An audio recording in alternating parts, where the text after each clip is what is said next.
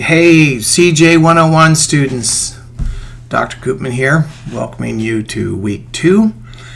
This video is going to be just a few minutes longer than my typical 3-minute one that I try to keep brief and concise and to the point, because I want to just basically provide an overview of what we've accomplished during week 1, how I'll be grading those discussions, and kind of set you up for week 2. Okay, so first of all, looking back at week 1, and mind you, I'll be kind of looking around and reading some sources here. So if I'm not staring right into the camera, just know that I'm accessing some of the documents I'll be discussing with you briefly for week 2.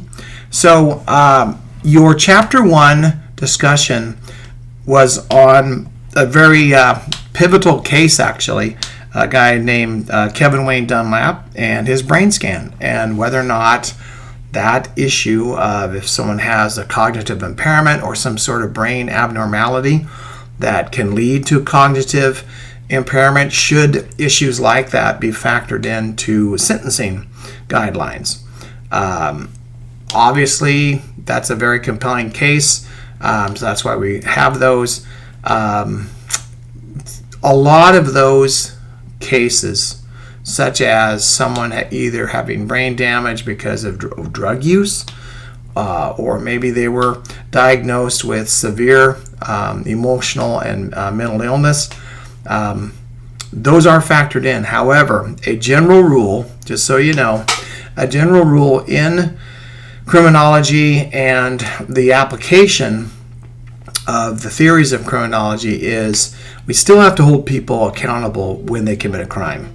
There are mitigating factors in sentencing, but a crime is still a crime, regardless of whether you're drunk, have impaired faculties through medications you're on, or you're upset, you're traumatized. That's why they have murder in the first degree, murder in the second degree, manslaughter, which is kind of negligent homicide, where you could have prevented it, but things just worked out where it was kind of accidental, but if someone had been really more responsible, there wouldn't have been harm. That's why we have those different degrees of charging, but there's still a crime, and in the American system of justice, courts still want to hold people accountable. So it's a fascinating topic, and I thought the first week's topic was really helpful. On to week 2, we're going to discuss crime, what causes crime rates, and I want to just give everyone a heads up that the author Siegel in our textbook, he is a classic data-driven author researcher. And so according to his data, when it was collected, violent crime certainly was on the decrease or the decline. And I certainly, at my age, I can tell you that during the 70s and 80s, crime was spiking. During the 90s and into the early 2000s, on the whole, violent crime was absolutely on the decline.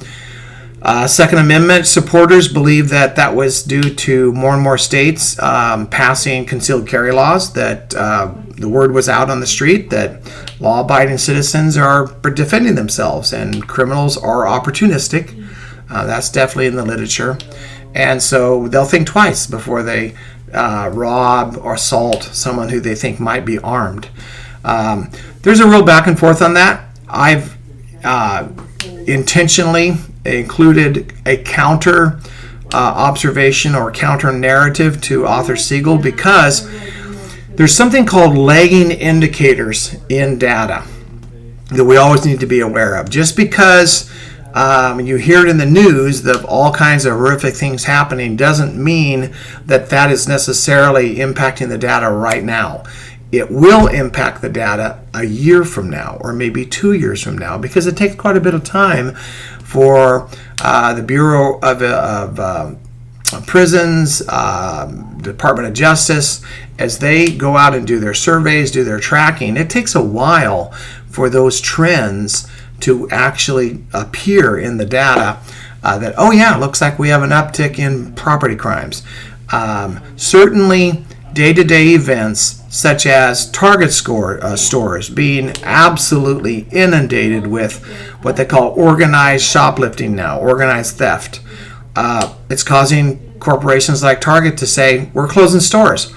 That's definitely an indicator that will, though, show up in the data a year from now. So just know that Siegel's data is definitely dated, and some of the violent crime spikes in cities like Portland, Seattle, San Francisco, Chicago, those are very real.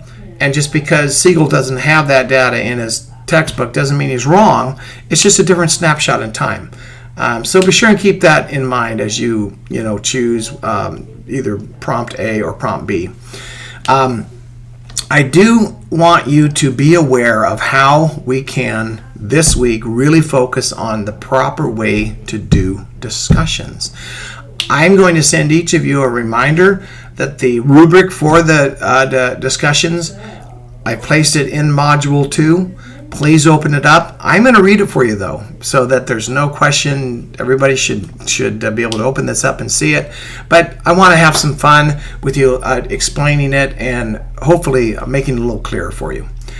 In order to get a score of 9 to 10, your initial post and follow-up posts are on time. They demonstrate excellent scholarship with evidence of concept mastery from readings, attributing sources with abbreviated APA citations, and correct grammar and format. One thing I will add to this in the future, but I'll tell you verbally, please use paragraphs. After week 2, I'll send you reminders this week and during week 2. Please use paragraphs. If you're going to write 250 to 350 words, which is what's required for your initial post, there should be at least 2 paragraphs, probably 3. A typical paragraph is about 100 to 125 words, okay? And remember, paragraphs are always used when we're transitioning from one point to the next. So it's important to start using paragraphs. It's very difficult for your classmates to read your post when it's all just in one big single paragraph. It's kind of hard to find where you're making your different points, okay? So let's be sure and use paragraphs and post on time. So remember, initial posts are on Wednesday, follow-up posts are all done by Sunday night, and we always ask that you do your post separately, meaning by Wednesday you are posting your first post. Take a break, don't do all posts at once. That's a good way to get a heavy mark down. Always chill. Go out and read your classmates' posts sometime between Wednesday and Thursday. And before the weekend hits, absolutely, that's time to jump on, do your responses in a meaningful way, follow up of about 100 words with at least 2 classmates. And if you'll do that, you'll get 10 out of 10. Here's what an 8-point discussion post looks like. The initial posts were still on time. Your follow-up posts were still on time, but there was less use of sources to support your position statements, and postings were a bit more general in nature and style. A 7 means that the initial post was satisfactory, but follow-up posts were limited to general complimentary statements like, "Hey, good job, Bill. I liked your point on, Kevin Wayne Dunlap's cognitive impairment." That's just a compliment. A follow-up should say, "Wow, I found there was more research on how judges are factoring in emotional wellness in sentencing and providing sentences that require therapy and a lot of counseling or drug addiction therapy, that kind of stuff, rehab sources, things like that." So that's a 7. A number 6 or below, that's obviously not where we want to be, because a 6 is basically 60%, which equates to a D. Means the posts were late. When you see me give you a 6, I'll always tell you why I give you your score in a brief but helpful way. But it meant that they were either late, or worse yet, both initial posts and follow-up posts were late and maybe even done on the same day, demonstrating that little thought or time was taken to engage with peers in a scholarly way. Yikes! Resist the urge to do that, okay? All right, we are at the 10-minute mark, at least coming up on 10 minutes, so I think I've talked to you long enough.